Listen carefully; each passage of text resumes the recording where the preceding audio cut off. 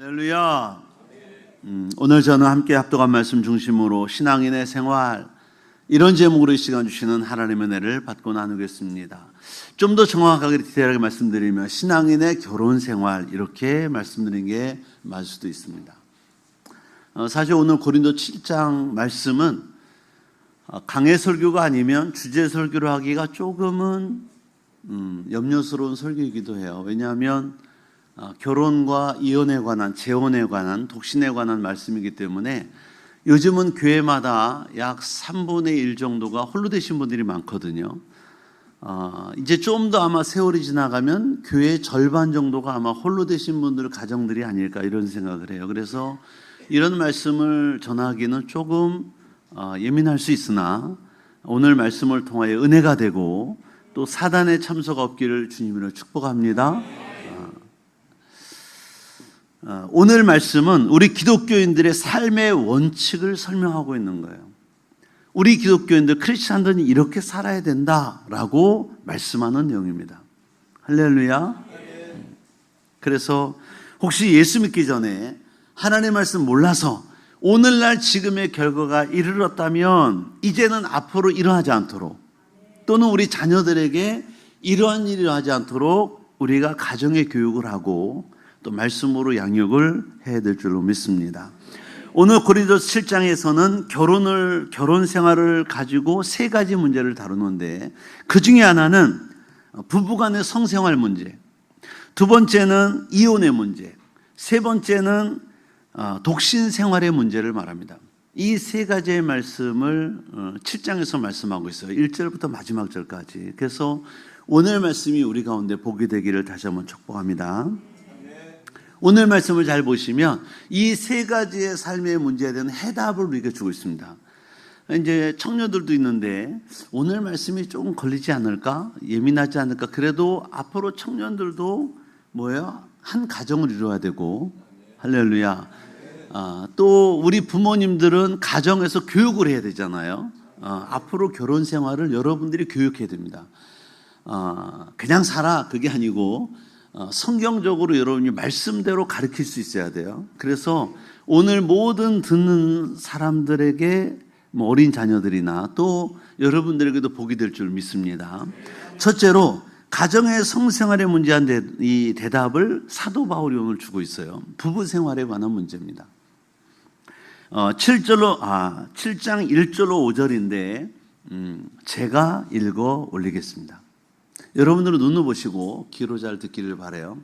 너희가 쓴 문제에 대하여 말하면 남자가 여자를 가까이 아니함이 좋으나 음행을 피하기 위하여 남자마다 자기 아내를 두고 여자마다 자기 남편을 두라. 남편은 그 아내에 대한 의무를 다하고 아내도 그 남편에게 그렇게 할지라. 아내는 자기 몸을 주장하지 못하고, 넘겨줘야죠. 오직 그 남편이 하면 남편도 그와 같이 자기 몸을 주장하지 못하고 오직 그 아내가 하나니 서로 분방하지 않도록 하라. 분방하지 말라. 다만 기도할 틈을 얻기 위하여 합의상 얼마 동안 하되 다시 합하라. 이는 너희가 절제 못함으로 말미암아 사단이 너희를 시험하지 못하게 하려 함이라. 읽을 때 이해가 다 되시죠? 첫째는 즐거움으로 부부 생활을 하라는 거예요. 하나님은 인간을 성적인 존재로 만드셨습니다. 그래서 하나님 앞에서 일생을 한 몸 되기로 서약한 남녀에게는 성적 관계에 즐거움을 허락하신 거예요. 그래서 생육하고 번성하고 땅을 충만해야 됩니다. 이 땅에 비혼주의자들이 있어요. 결혼하면 뭐해? 해도 지옥이고 안 해도 지옥인데, 결혼 생활은 지옥이다. 이건 성경적 아닌 거 아시죠? 나 혼자 살 거야. 이거는 성경적 아닌 거예요.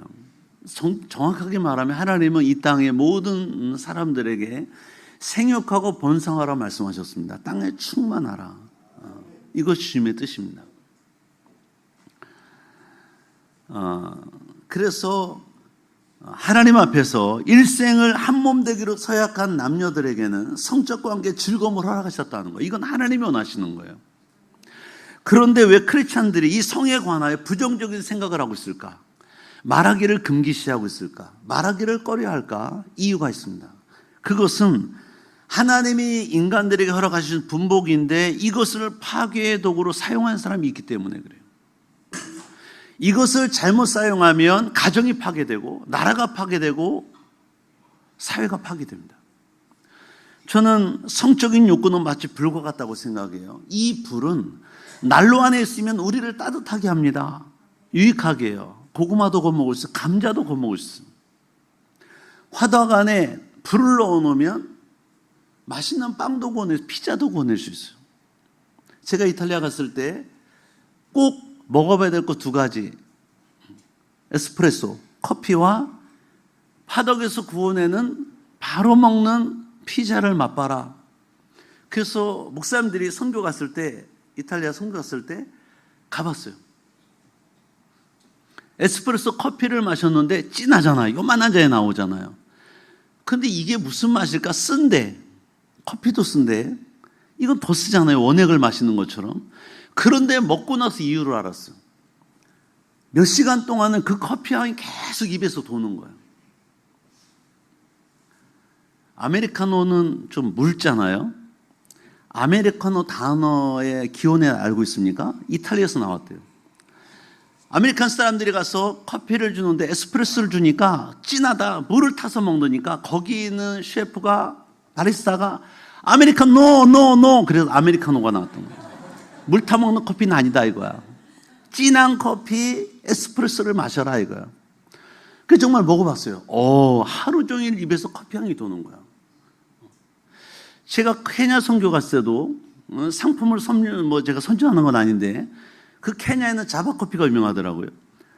아침에 그들이 빵 한 조각 샌드위치와 커피를 마신 이유를 알았어요. 저는 커피 전문가가 아닌데 선교 갔다가 아침에 간단하게 선교사님이 빵 한 조각과 커피를 마시는데 제가 먹어봤거든요. 와, 이래서 커피를 먹는구나를 깨달았어요. 정말. 그러니까 그 생산지에서 바로 볶아서 내오는 커피는 정말 맛있더라. 침 넘어가고 있어요. 피자도 화덕에서 구워내는 게 너무 맛있었어요. 그러니까 이 불이라는 것은 난로 안에 있고 화덕 안에 있으면 정말 사람을 유익하게 해요. 근데 이 불이, 이 성적 욕구가 가정을 벗어나면, 화덕을 벗어나면, 난로를 벗어나면 큰일 날 수 있어요. 집을 태울 수 있고 산을 태울 수 있습니다. 우리나라 동해안에 산불이 유명하잖아요. 지금도 고성 쪽 가면 수년 전에 이미 탔던 그 나무가 회복되지 않고 거기 쌓여 있어요. 왜 그러냐면 엄청난 피해를 입혀요. 지난번에 미국도 마찬가지죠. LA 산불 유명하잖아요. 수십만 가구가 태워졌어요. 그러니까 성적 욕구는 마치 불과 같아서 정해진 곳에서 사용하지 않으면, 컨트롤되지 않으면 이것은 엄청난 재난, 파괴를 가질 수 있다. 가정 파괴, 지역 사회 파괴, 나라를 파괴했다. 로마가 멸망한 이유에 대해서 몇 가지 학자들이 얘기하는데 그 중에 하나가 성적 욕구입니다. 그 목욕탕 문화가 발달됐고 성적인 문화가 발달됐다. 집 밖을 나간 성적 문화, 결국 그 욕구가 잘못 사용돼서 나라가 망했다. 이런 얘기를 하는 거야.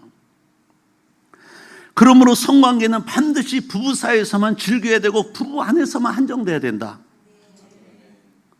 몇 사람만 아멘 했어요? 그 아멘을 안 하신 분들은 밖에 사용돼도 된다 그 말인가요? 다 같이 크게 아멘. 더 크게 아멘.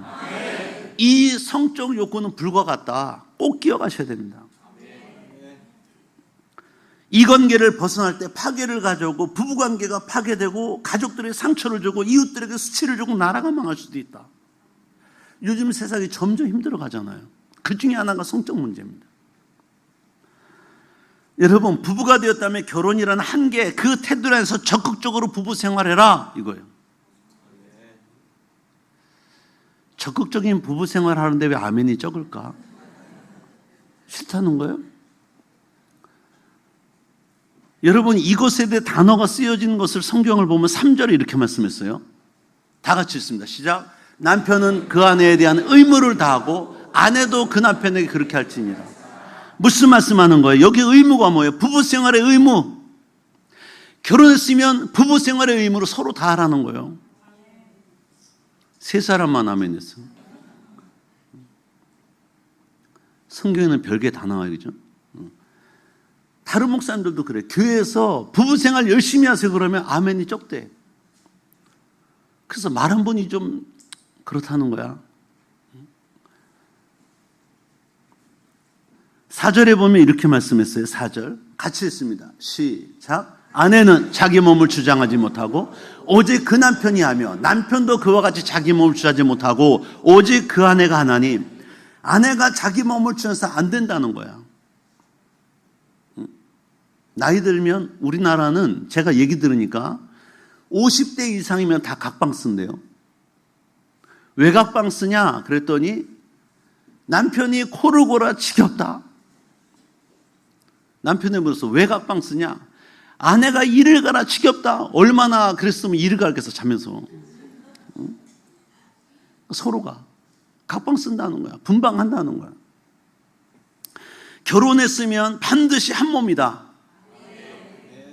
아니 결혼식 할 때 줄에서 할 때 그 얘기 꼭 들어가잖아요. 이제는 이 청춘 남녀가 하나가 되어 한 가정을 이룰지니라. 다 아멘 하잖아. 근데 왜 따로 자? 응? 청년들은 혹시 어머니 아버지가 따로 주무시면 나한테 얘기 좀 해줘봐.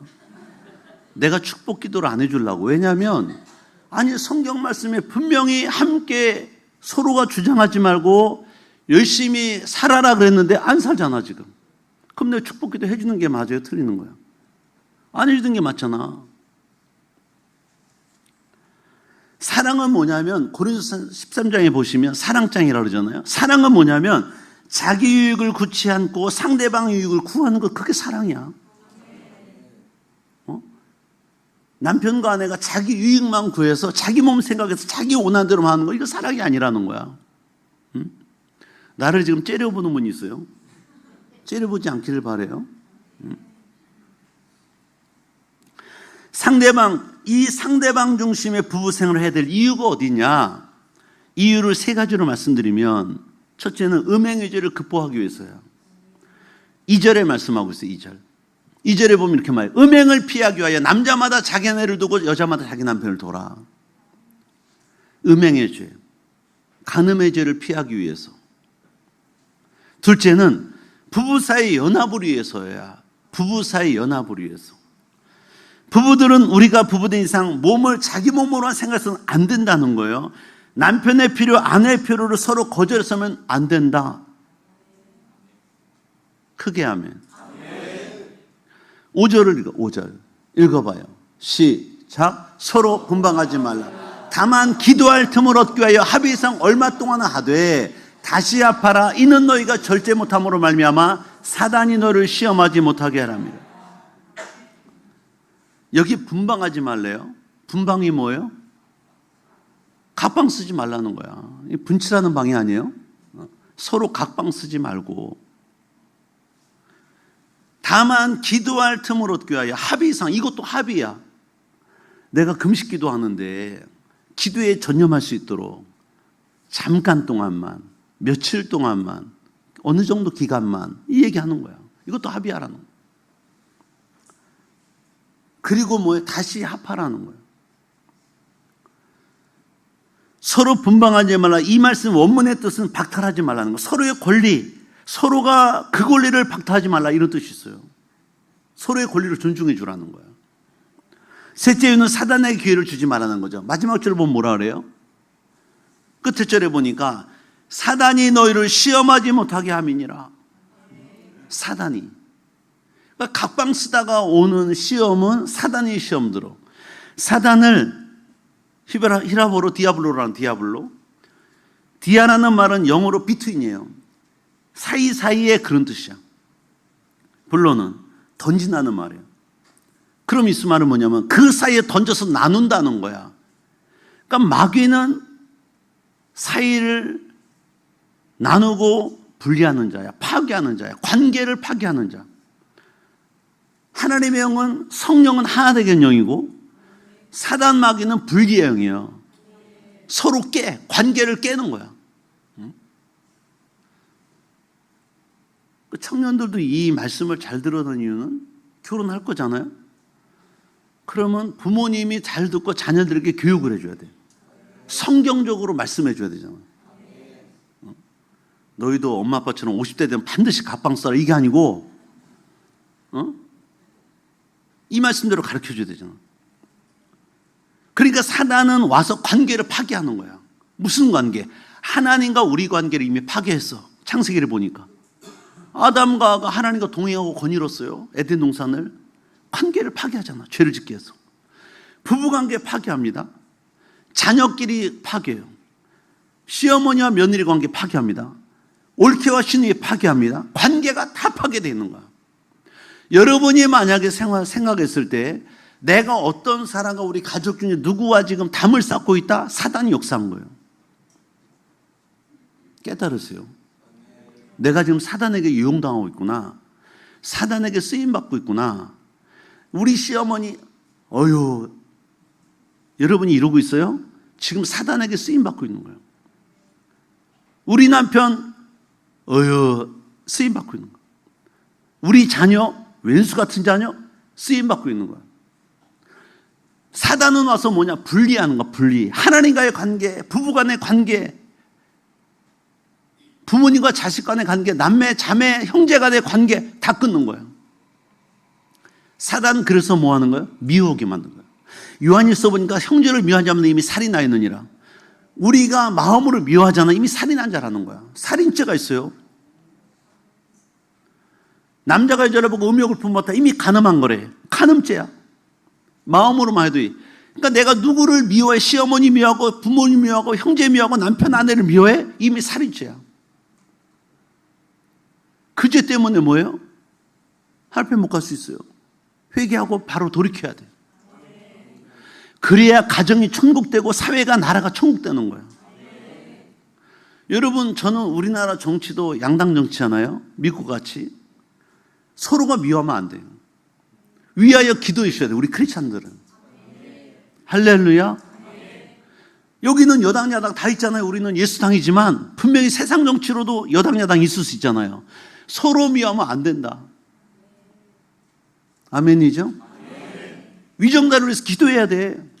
어느 당에서 대통령이 우리는 위해서 그분을 위해서 기도해야 돼. 그분이 하나님의 말씀을 벗어나지 않도록, 하나님의 뜻대로 정치할 수 있도록, 하나님의 말씀에 반대되는 법을 세우지 않도록 우리가 위정자들을 기도하는 거예요. 여러분이 누구를 미워하면 안 된다는 거야. 왜? 여러분 죄 짓는 거예요. 어떤 분은 막 정치인을, 부부 사이는 욕을 안 해요. 원수 아니야. 가정 속에서는 아주 좋은 아빠인데 정치만 말하면 거품 몰고 막 욕을 하고 막. 여러분 죄 짓는 겁니다. 그거 안 되는 거예요. 우리는 예수당이다. 할렐루야. 서로 위해 기도해 줘야 돼. 나라가 바로 돼. 하나님의 말씀으로 가는 게 맞아요. 말씀과 반대되는 법이 세워지면 안 돼. 하나님을 떠나는 거야. 그건 하나님이 이 나라 축복 안 하세요. 할렐루야. 위에서 기도해. 미워하지 마라. 미워하지 마. 죄 짓는 거예요. 여러분이 왜 죄를 져요?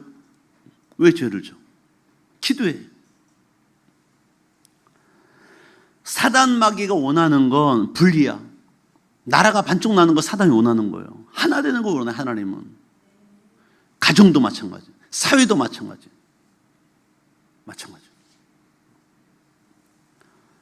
둘째로 이혼의 문제에 관해 말씀하고 있어요. 이혼의 문제. 부부 생활의 문제에 대해서는 이미 답을 얻었어요. 할렐루야. 여러분도 그렇게 생활하셔야 되고 여러분 자녀도 그렇게 교육하셔야 됩니다. 하나님 말씀대로. 둘째로 이혼의 문제예요. 고린도 7장 결혼을 둘러싼 이 문제, 첫 번째 문제는 부부 생활의 문제고 둘째는 이혼의 문제예요. 제가 7장 10절부터 16절까지 천천히 읽어 올리겠습니다. 여러분 눈으로 읽으시고 귀로 들으세요. 결혼한 자들에게 내가 명하노니, 명하는 자는 내가 아니요 주시라. 명령한다는 거예요. 주님이. 여자는 남편에서 갈라서지 말고 이혼하지 말라는 거야. 만일 갈라섰으면 그대로 지내든지 다시 그 남편과 화합하든지 하라. 이게 주의 명령이야. 남편도 아내를 버리지 말라. 그 나머지 사람들에게 내가 말하노니 이는 주의 명령이 아니라. 만일 어떤 형제에게 믿지 않는 아내가 있어 남편과 함께 살기를 좋아하거든 그를 버리지 말며, 어떤 여자에게 믿지 않는 남편이 있어 아내와 살기를 원하고 좋아하거든 그 남편을 버리지 말라. 믿지 아니한 남편이 아로 말미암아 거룩하여지고 믿지 아니한 아내가 남편으로 말미암아 거룩하게 되나니 그렇지 아니하면 너희 자녀도 깨끗하지 못하리라. 그러나 이제 거룩하니라 혹 믿지 않는 자가 갈리거든 갈리게 하라. 형제나 자매나 이런 일에 구애될 것이 없느니라. 그러나 하나님은 화평 중에서 너를 부르셨느니라. 아내된 자여 내가 남편을 구원하는지 어찌할 수 있으며 남편된 자여 내가 내 아내를 구원하는지 어찌할 수 있으요. 고린도 교회 성도들 가운데는 부부 중에서 한 명만 예수 믿고 다른 한쪽은 예수를 믿지 않는 경우가 있었던 것 같아요. 우리나라도 그렇죠. 믿는 쪽은 신앙생활하거나 봉사생활하는데 믿지 않는 배우자로 인해 많은 지장을 받고 핍박을 받을 수도 있어요. 이런 경우 바울은 첫째, 배우자가 헤어지자고 하지 않는 한 이혼하지 말라. 10절부터 14절 다시 제가 읽습니다. 결혼한 자들에게 내가 명하노니 명한 자는 내가 아니여 주시라. 여자는 남편이 갈라서지 말고 만일 갈랐으면 그대로 지내지 다시 그 남편과 합하든지 하라. 남편도 아내를 버리지 말라. 그 나머지 사람들에게 내가 말하노니 이는 주의 명령이 아니라 만일 어떤 형제에게 믿지 않는 아내가 있어 남편과 함께 살기를 좋아하거든 그를 버리지 말며 어떤 여자에게 믿지 않는 남편이 있어 아내와 살기를 좋아하거든 그 남편을 버리지 말라. 믿지 아니하는 남편이 아내로 말미암아 거룩하게 되고 믿지 아니하는 아내가 남편으로 말미암아 거룩하게 되나니. 이것이 무슨 말씀일까요? 한쪽이 불신자라도 이혼하지 말라. 한쪽이 불신자라도 할 수만 있으면 이혼하지 말라. 이혼하지 말아야 될 중요한 이유는 믿지 않는 남편이 믿는 아내로 말미암아 구원받을 수 있다라는 거예요. 반대로 믿지 않는 아내가 믿는 남편으로 말미암아 구원받을 수 있다. 그러니까 힘들어도 계속 살아라. 남편이 구원받도록 기도하라. 할렐루야.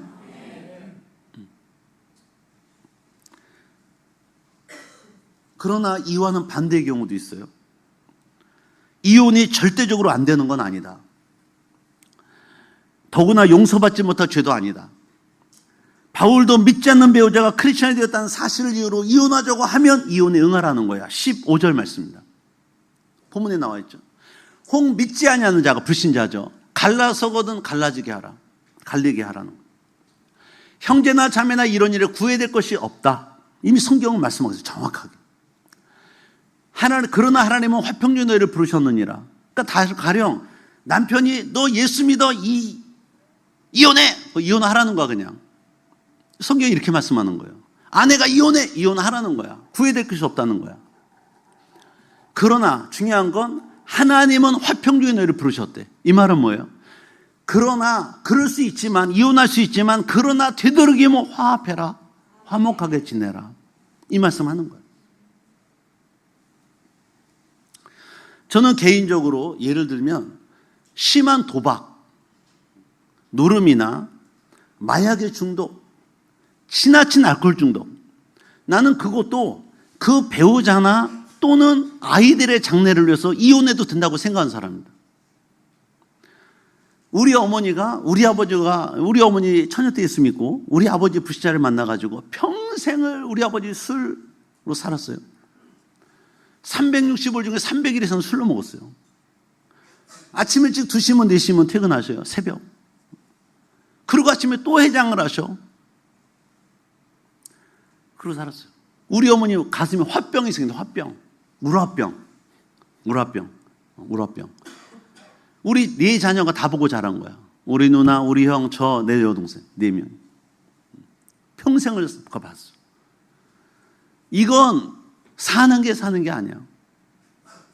지옥이야, 지옥. 저는 그래서 자녀들을 위해서, 배우자를 위해서 이럴 때는 이혼할 수도 있다. 근데 우리나라 유교 영향이 있잖아요. 이혼하면 가문의 먹칠하는 거야. 하지 마.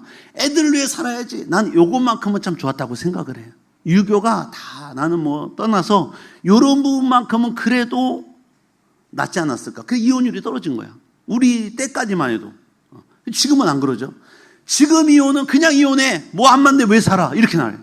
애들도 그래. 애들도. 아니 왜 싸워 그냥 이혼하고 말지. 이렇게 쉽게 얘기해. 쉽게. 우리 때는 이혼이 엄청나게 큰 거였어요. 가문의 수치 또는 가문의 먹칠 이 정도로 생각했어. 참고 산 거야. 그런데 도박이라든지 알코올 중독, 마약 중독 정도 됐다. 저는 가정의 평안과 자녀들을 위해서 이혼하는 게 낫습니다. 저는 그렇게 생각하는 사람이에요.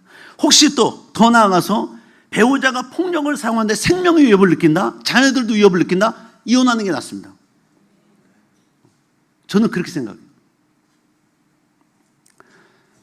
15절 말씀.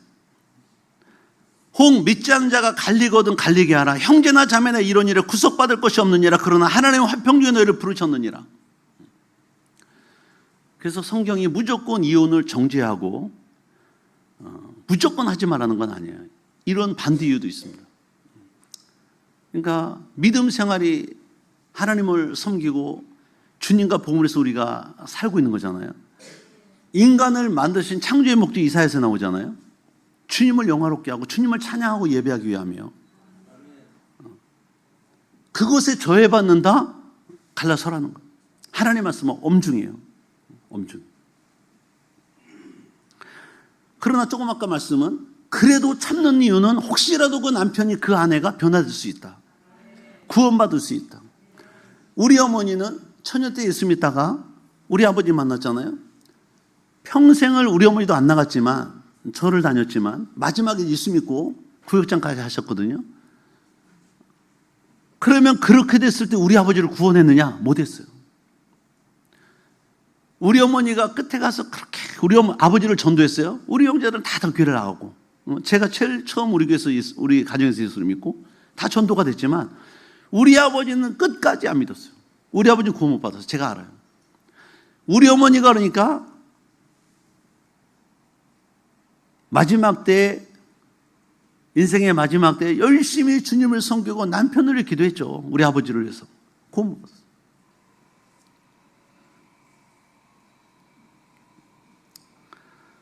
그러니까 불신자 남편이 불신자 아내가 이혼을 하자고 주도적으로 할 경우에는 어떻게 하느냐? 성경의 대답은 허용될 수 있다. 믿지 아니하는 사람들이 주도적으로 이혼하자. 어떻게든 어떻게 하느냐? 갈리거든 갈리게 하라. 이렇게 말하면서 끝은 화평한 가운데 화목을 이루는 게 더 좋다 말하고. 여러분, 이혼에 관한 문제는 성경이 이렇게 말하고 있으니까 확실한 대답을 얻기를 축복합니다. 셋째로 독신 생활의 문제입니다. 독신도 세 종류가 있어요. 하나는 결혼하지 않고 독신된 사람, 사도 바울. 예수님도 독신으로 사셨죠. 또 두 번째, 결혼했다가 독신된 사람, 이혼한 경우. 세 번째 독신된 이유, 남편과 아내가 사별했어. 돌아갔어. 혹신이 됐어. 이 세 경우, 혼자 살아서 처음부터 결혼 안 한 사람, 결혼했다가 이혼한 사람, 또는 남편과 아내가 사별해서 혼자 된 사람, 세 경우가 독신입니다.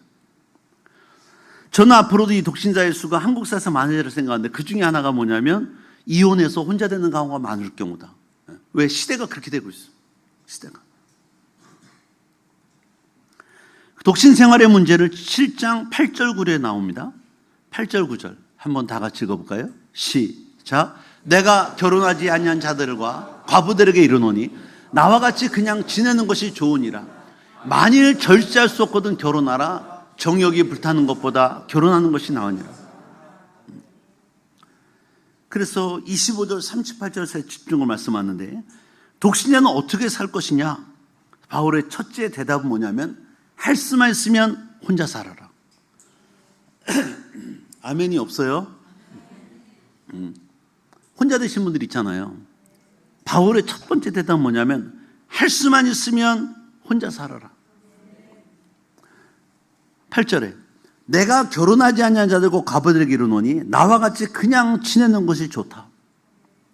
근데 좀 여기 7장 전체를 보시면 특별한 경우를 전제로 하기도 해요. 왜냐하면 환난할 때 25절 26절 말씀 보시면 이렇게 말씀해요.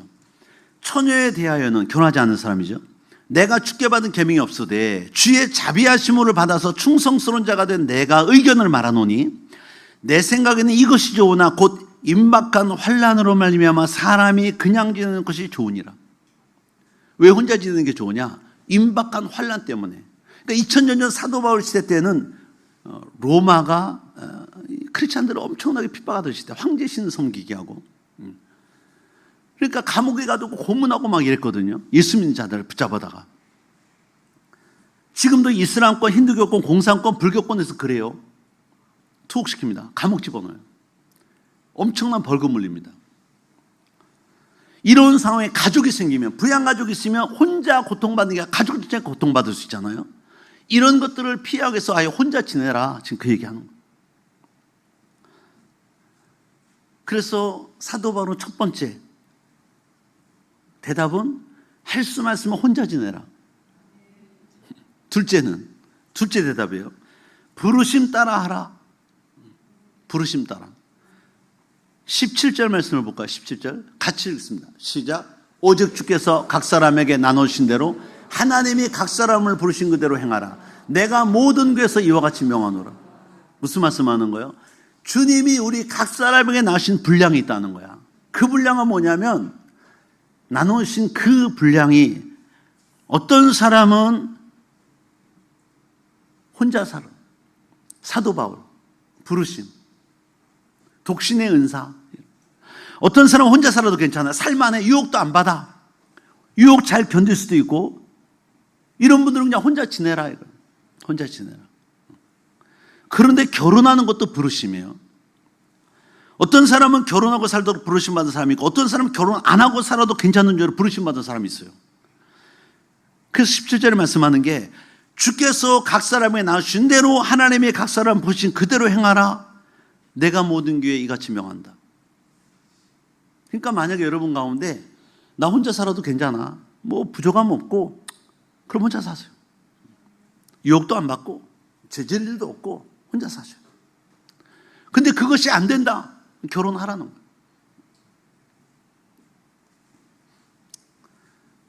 그래서 20절에도 각 사람 부르심 받은 그대로 지내라 말씀하고, 24절에도 형제들아 너희는 각각 부르심 받은 그대로 하나님께 거하라. 중요한 건 뭐냐면 하나님과 함께 거하는 거예요. 독신으로 살든 함께 살든 중요한 건 뭐냐? 하나님과 함께 거하는 거예요. 독신 생활에 대한 교훈이 세 번째 있어요. 만약에 나의 범죄 가능성이 있다면 결혼하라는 거야. 9절에 말씀은 9절에 보면 이렇게 말씀해요. 만일 절제할 수 없거든 결혼하라. 정욕이 불같이 사는 것보다 결혼한 것이 낫다. 그러나 재혼을 하려면 주 안에서 하라고 말씀해요. 39절 말씀 볼까요? 아내는 그 남편이 살아있는 동안에 매여있다. 남편이 죽으면 자유로워서 혼자 되죠. 자기 뜻대로 시집갈 수도 있어요. 그러나 주 안에서만 할 것이요. 이게 중요합니다. 주님 안에서만 해라. 주님 밖에 가면 안 된다는 거예요. 성경의 말씀을 정확하게. 주님 안에서만.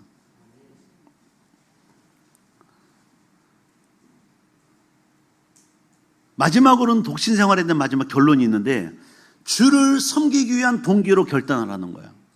결단은 혼자 살든지 재혼하든지 결혼하든지 모든 경우는 결론은 뭐냐? 주를 잘 섬기기 위한 동기가 있어야 된다. 36절을 한번 읽어볼까요? 36절 읽습니다. 시작.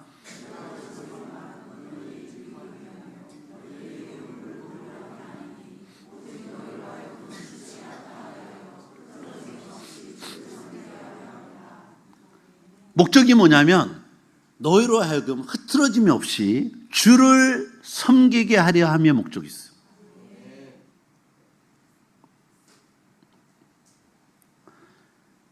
어떤 사람은 결혼해서 주님을 잘 섬길 수 있는 사람이 있어요. 어떤 사람은 혼자서 생활하면서 주님을 잘 섬길 수 있어요. 혼자 됐는데 어떤 사람은 재혼해서 하나님을 잘 섬길 수 있어요. 중요한 건 뭐냐면 주님을 잘 섬기는 것, 여기에 목적을 둬야 된다 이 말. 하나님의 말씀은, 하나님의 말씀. 혼자 살든 이혼하든 재혼하든 무엇을 하든 결혼하든 주님을 잘 섬기기 위한 목적이 있어야 된다.